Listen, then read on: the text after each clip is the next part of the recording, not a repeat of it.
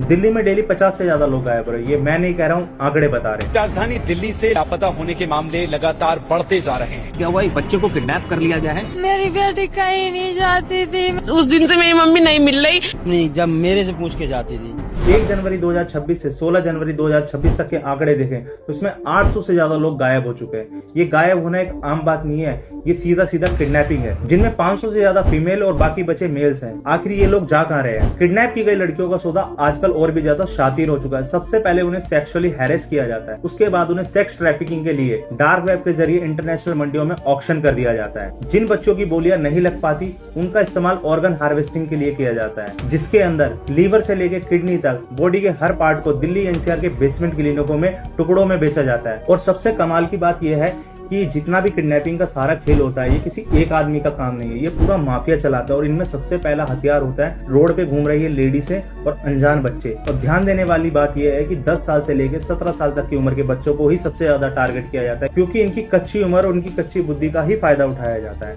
किसी को लालच दिया जाता है, किसी को डराया धमकाया जाता है। वैसे तो पूरी दिल्ली ही हाई अलर्ट पर है, लेकिन मैं कुछ हॉटस्पॉट आपको ऐसे बताता हूँ जहाँ सबसे ज्यादा किडनैपिंग के केस सामने आते हैं। मैं बात कर रहा हूँ बवाना, समयपुर, बादली और नरेला जैसे कुछ एरियो की। ये बात सिर्फ दिल्ली की ही नहीं है, दिल्ली से जुड़े कुछ राज्य हरियाणा और राजस्थान, यहाँ भी कुछ केसेस सामने आते हैं जहाँ घर से बच्चा निकलता तो है लेकिन वापस नहीं आ पाता, क्योंकि